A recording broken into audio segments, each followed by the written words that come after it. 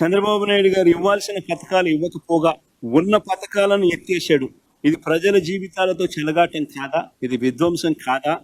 ఉద్యోగం ఒక్కటి కూడా ఇవ్వకపోగా ఉన్న ఉద్యోగాలను ఊడగొట్టడం, వాలంటీర్లను సైతం వాళ్ళ జీవితాలతో ఆడుకోవడం, గవర్నమెంట్ ఎంప్లాయీస్ ని సైతం వాడుకొని వదిలిపెట్టడం విధ్వంసం కాదా?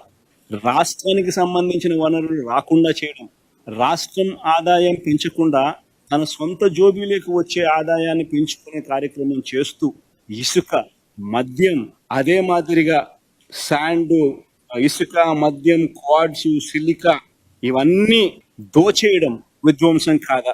అధికారంలోకి రాగానే ప్రశ్నించే స్వరం ఉండకూడదు అని ఎవడు ప్రశ్నించినా కూడా రెడ్ బుక్ రాజ్యాంగంతో రాజ్యాంగం చేయడం, గవర్నెన్స్ చేయడం విధ్వంసం కాదా? అన్నిటికన్నా విధ్వంసం మోకరీ ఆఫ్ డెమోక్రసీ ఏంటంటే మన కళ్ళ ముందర కనిపిస్తాం.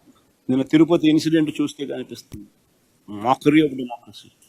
తిరుపతిలో చంద్రబాబు నాయుడు గారికి వైఎస్ఆర్సీపీ పార్టీకి ఎన్ని సీట్లు వచ్చినాయని చెప్పి చూస్తే 49 స్థానాలు తిరుపతిలో ఉంటే వైఎస్ఆర్సీపీకి అందులో 48 స్థానాలు వచ్చాయి. ఈ స్లైడ్ కూడా వేయగలిగితే వేయడమ్మా ఆ టేబుల్. 48 స్థానాలు ఉంటే తిరుపతి మున్సిపాలిటీలో వైఎస్ఆర్సీపీకి ప్రజలు ఓట్లు వేసినప్పుడు ప్రజలు ఇచ్చిన స్థానాలు ఎన్ని అని అంటే 48 స్థానాలు. టీడీపీకి ప్రజలు ఇచ్చిన స్థానాలు ఎన్ని అని అంటే 1 స్థానం. ఇది ఎన్నికలు అయిపోయిన తర్వాత 3 సంవత్సరాల తర్వాత జరిగిన ఎన్నికలు. ప్రజలు 49 స్థానాలు తిరుపతిలో ఉంటే 48 స్థానాలు వైసీపీకి ఇస్తే టీడీపీకి 1 స్థానం ఇస్తే వీళ్ళు చేసింది ఏంది?